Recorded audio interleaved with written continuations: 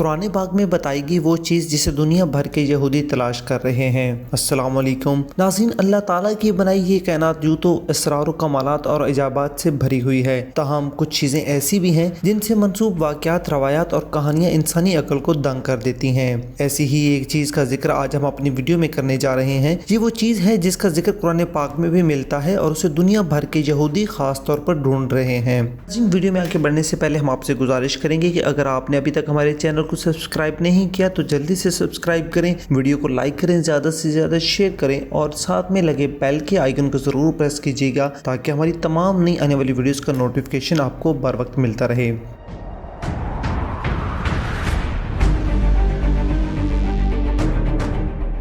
ناظرین، ہم بات کر رہے ہیں تابوت سکینہ کی، جس کے بارے میں قرآن پاک کی سورہ بقرہ کی آیت نمبر 248 میں اللہ تعالیٰ فرماتا ہے کہ بنی اسرائیل سے ان کے نبی نے کہا کہ طالوت کی بادشاہی کی یہ نشانی ہے کہ تمہارے پاس وہ صندوق واپس آئے گا جس میں تمہارے رب کی طرف سے اطمینان ہے اور کچھ بچی ہوئی چیزیں ہیں ان میں سے جو موسیٰ اور ہارون کی اولاد چھوڑ گئی تھی۔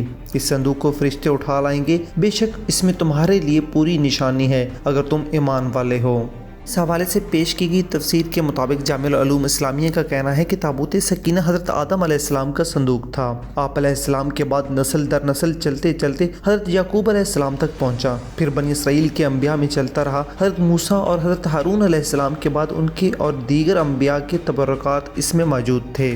بنی اسرائیل اس صندوق کو لڑائی میں آگے رکھتے، اللہ تعالیٰ اس کی برکت سے فتح دیتے تھے۔ کئی مفسرین کا خیال ہے کہ شمشاد کی لکڑی سے بنا یہ تابوت حضرت آدم علیہ السلام کے آخر زندگی تک ان کے پاس ہی رہا، پھر بطور میراث یکے بعد دیگرے آپ کی اولاد کو ملتا رہا، یہاں تک کہ یہ حضرت یعقوب علیہ السلام کو ملا اور پھر آپ کے بعد آپ کی اولاد بنی اسرائیل کے قبضے میں رہا۔ اور جب یہ صندوق حضرت موسیٰ علیہ السلام کو مل گیا تو آپ اس میں تورات شریف اور اپنا خاص سامان رکھنے لگے۔ یہ بڑا ہی مقدس اور بابرکت صندوق تھا۔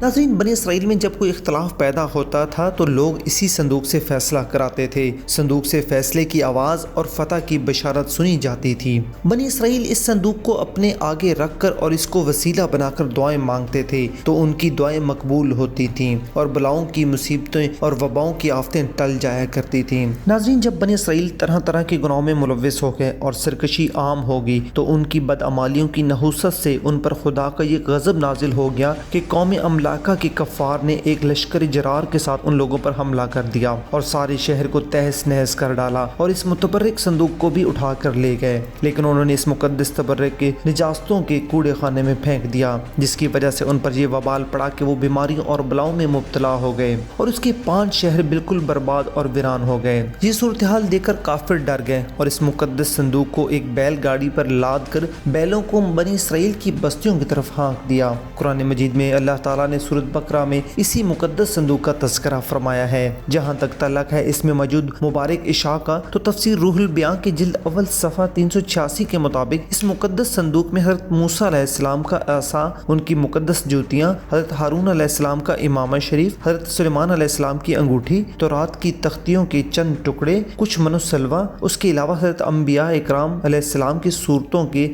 حلیے وغیرہ موجود تھے۔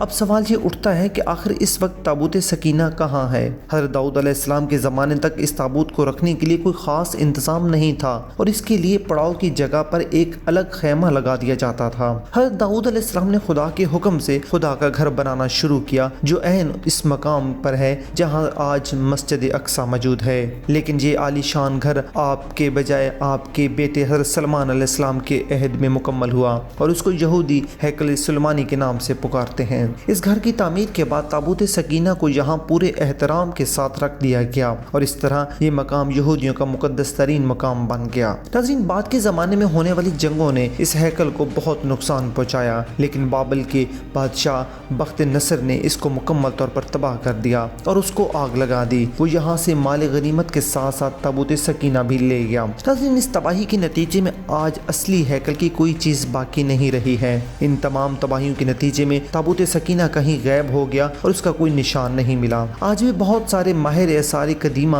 और खुसूसन यहूदी मजहब से तल्लक रखने वाले माहिर इसकी तलाश में सरगर्दा हैं ताकि इसको ढूंढ कर वो अपनी इसे रूहानियत को वापस पा सकें जो कभी उनको अता की गई थी। नाज़रीन, ताबूत सकीना की मौजूदा जगह के बारे में मुख्तलिफ लोग क़यास राइयां करते रहते हैं। इस पर मसीहियों और यहूदियों ने बड़े पैमाने पर रिसर्च की है, लेकिन हतमी तौर पर सारे एक नुक्ते पर मुत्तफिक नहीं हो सके। नाज़रीन, कुछ लोगों का ख्याल है कि इस वक्त ये संदूक या ताबूत हज़रत सुलेमान अलैहिस्सलाम के महल में कहीं दफन है जो फ़लस्तीन में कहीं गुम है। ये वही महल है जिसे हज़रत सुलेमान अलैहिस्सलाम ने जिन्नात की मदद से बनाया था। कुछ तारीख दानों के नज़दीक इसको अफ्रीका ले जाया गया। इस ताबूत की मशरिक वस्ता इंग्लैंड एथोपिया के गिरजा घर के अलावा बहरे मुर्दार के एक गार में मौजूदगी की बात भी की जाती है। नाज़रीन, ये अमर काबिल जिक्र है कि Hollywood film radius of the lost arc भी इसी संदूक की तलाश के मौजू पर बनाई गई है, जिसमें जर्मन अफवाज कदीम अहराम मिस्र में इस संदूक की तलाश करती हैं। नाज़रीन, हम उम्मीद करते हैं कि आज की हमारी ये वीडियो आपको अच्छी लगी होगी, और अगर आपने अभी तक हमारे चैनल सब्सक्राइब नहीं किया तो जल्दी से सब्सक्राइब कर लें और साथ में लगे बेल के बटन को जरूर प्रेस करें ताकि हमारी तमाम नई आने वाली वीडियोस का नोटिफिकेशन आपको बर वक्त मिलता रहे।